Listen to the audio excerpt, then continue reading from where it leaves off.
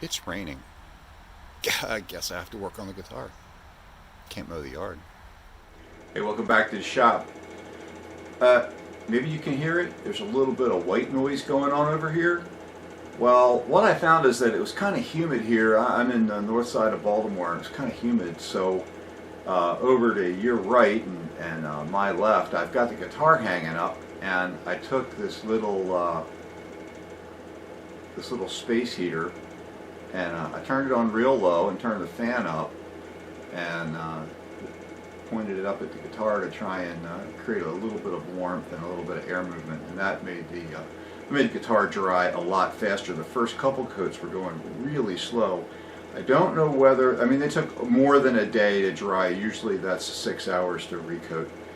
I don't know why that was. Maybe I hadn't mixed the varnish up real good. It had separated a little bit when I first opened it. So, but after the first two coats, it seemed to go a lot faster. So maybe it was something just about the way that the varnish soaked into the wood for the first couple coats. After that, I've been able to recoat it twice in a day. So I finished 4 coats. We'll take a look at it here in a minute.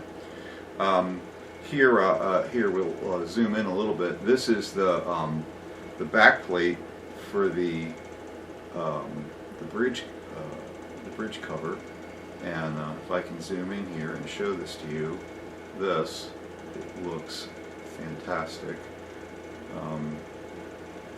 Super happy with that. Here's the control cavity cover. Remember, these are cherry, not mahogany, so they look a little bit different. But my big news today is stuff came from Crimson. It got here in about a week, so that's South Dorset, England to Baltimore, Maryland in 6 or 7 days. So that's really great.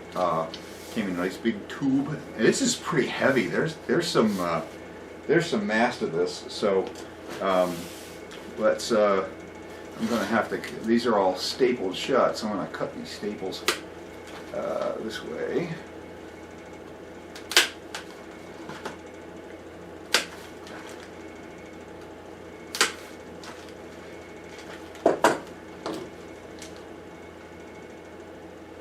That's good. Pull it apart. There we go.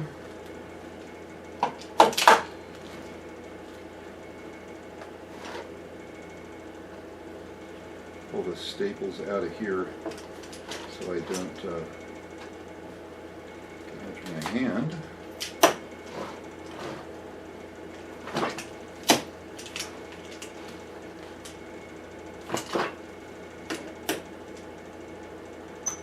I'm making sure I put them on the workbench and not drop them on the floor so that I can clean them up later. All right, that. Nothing. More, nothing. All right.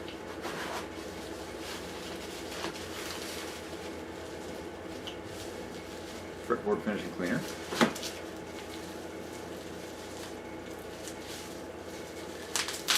This is the Fretboard Restorer.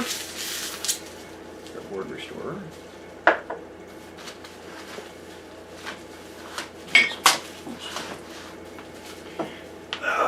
That is the shielding paint, for sure. Rear guard shielding paint. That's heavy. It's got a lot of mass to it. Obviously, it's got some metal in it.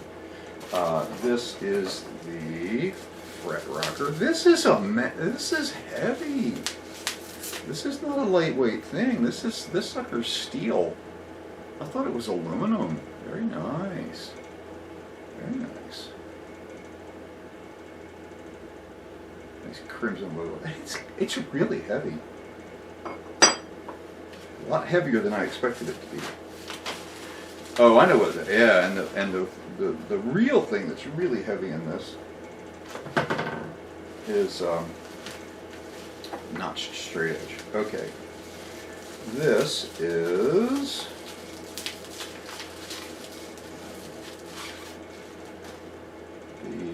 This is the 3-sided fretting file.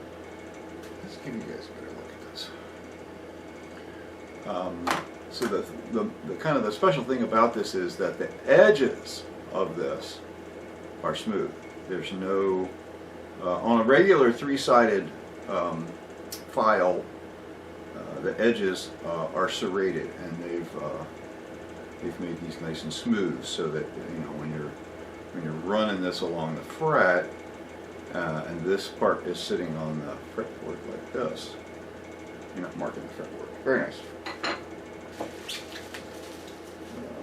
Here, we'll show you the other bottles too. Fretboard restorative, ear guard shielding paint. So I could do the shielding paint today before I do the next round of finish on the guitar. Fretboard cleaner, a little cute little spray bottle. Alright, this is the notched straight edge. And again, this thing is steel. I expected it to be aluminum. This has really got a lot of mass to it. This is very nice. Very nice. It's got two different scale lengths there, ranges of scale lengths on it. So it'll be very interesting to see how flat that fretboard is. It looks to me like it's very flat. We will, in fact, see. Okay, so then there's their fret rubbers are they're like a eraser with kind of a sticky surface on them. A little bit of a groove on the bottom. That's a medium. I bought the full set, of course, medium fine. Here's your fine one. And here, this should be coarse. Oh no, super fine. Medium fine and super fine. Super fine. Sorry, I didn't remember what I bought. And this is the very nice leveling beam. This is aluminum. Nice, machined flat surfaces. So I have to go back. I have to go out and find sticky backed sanding paper that's doesn't have a lot of cush to it. You need something that's got a very thin paper on it, because you want the paper to register well with the surface. That's kind of your reference surface. So very nice tool set. First real guitar specific tools I've ever bought, with the idea of being able to do my own guitars. This one, obviously, I didn't do the frets. I didn't make the fretboard. I didn't install the frets on this. Didn't make the neck. But I need to finish it, so I need to make sure that's the fret rockers and the rest of the tool. But I have another guitar that I hacked on years and years ago. Needs a little TLC, so I'm going to work on that too. Alright, let's clean up this beautiful new tool set and put the 5th coat of finish on the guitar. Okay, after 4 coats of the gel varnish, the last 2 of which I sanded in with wet dry paper, 1000 grit and then 1500 grit. This one will be 2000 grit. But after the first 4 coats, this guitar looks and feels amazing. I'm not intending this to be a sprayed lacquer finish. I want this to look like natural wood that's got varnish on it. And so when somebody asked me, my cousin Bobby Fisher, who actually runs Fisher Guitars, actually asked me whether or not I had filled the grain. I was like, no, I didn't, and that's deliberate. That's the look that I want. So it's not traditional to do that with a guitar, but it's not totally traditional. There's certainly folks that do that. I like the design aesthetic that I'm see from Crimson Guitars in particular, with their Raw series, where they kind of accentuate and celebrate the wood itself. And so I'm kind of going with that aesthetic. That's the kind of look that I want in the guitar, and the way I want the wood to look. So next, this round is going to go on with 2000 Grit Wet Dry. And one thing I found is that I've got to keep the surface of the wood sloppy wet. You cannot let it get tacky. If you do, put more varnish on it so that I'm just using a little tiny piece of wet dry paper, you know, probably 2 by 4 centimeters or something, inch by inch and a half or something.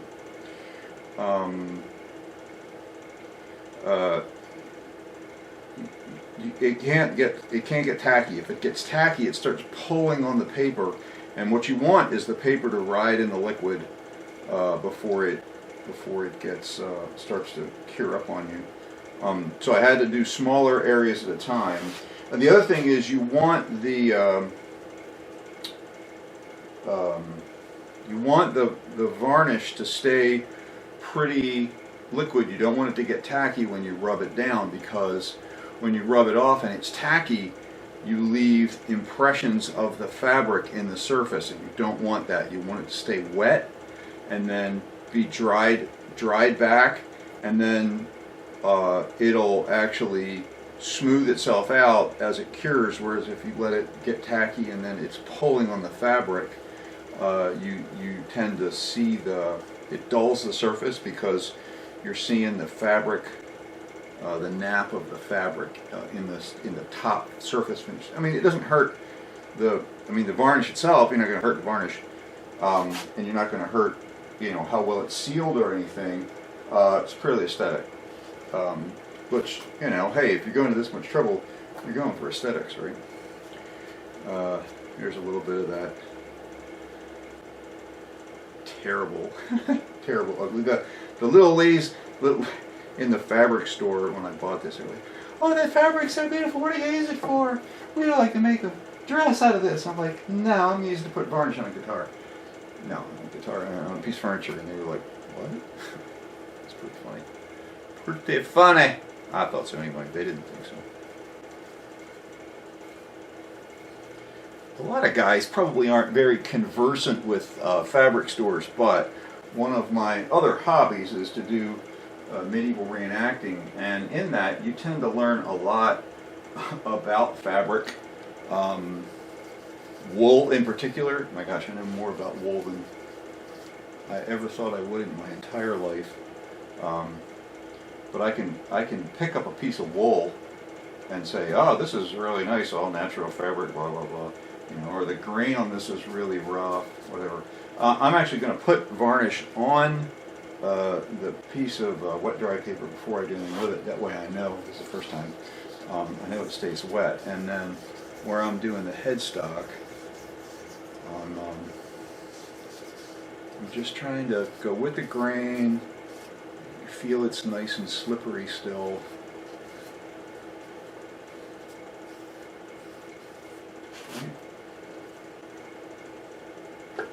I don't know if you can see the back end, I've got a piece of cloth back there, a rag that I'm sitting the back end of the guitar on. And through the last couple coats, what I've been doing is I've been doing the neck last. I have something to hold on to, but I have a finish on it. And here I can feel that when I'm rubbing this down, it's real slippery still. I'm not dragging on the fabric at all. Yeah, that's great. Okay. And do make sure you rub it with the grain, that way you don't get any kind of cross. Oh, I can feel that edge was getting tacky already, so I'm trying to be real careful, make sure I don't leave any fabric imprints. All right.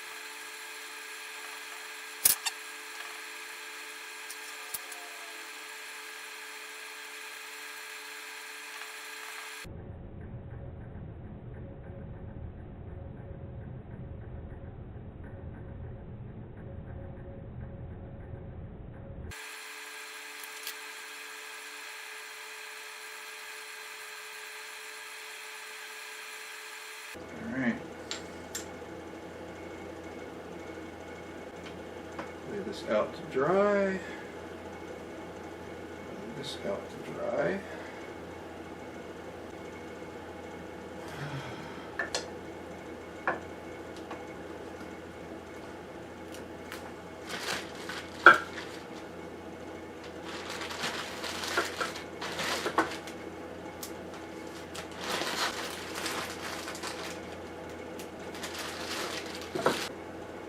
Hey, alright, so that's fifth coat of finish on everything. I need to go get strings, and we still haven't gotten to do the gold plate yet. Carrie's had a crazy busy couple weeks. My brother runs Baltimore Knife and Sword. For those of you who don't know, look for Baltimore Knife and Sword here on YouTube. I'll put a link in the description. And he's been shipping, I forget how many swords he said he was shipping. But he said he'd help me out, so hopefully we can take a look at that this weekend and see if we can get that hardware sorted. That's going to do it for the moment. The next episode will actually be getting that hardware done, or if you can't, then maybe we'll do some pre-wiring on the guitar.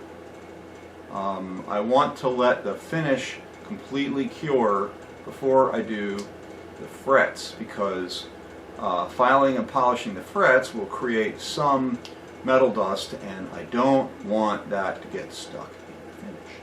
So we're going to make sure that the finish is completely hard and cured for several days at least before I do the fret work on it, which is killing me because I really want to do it.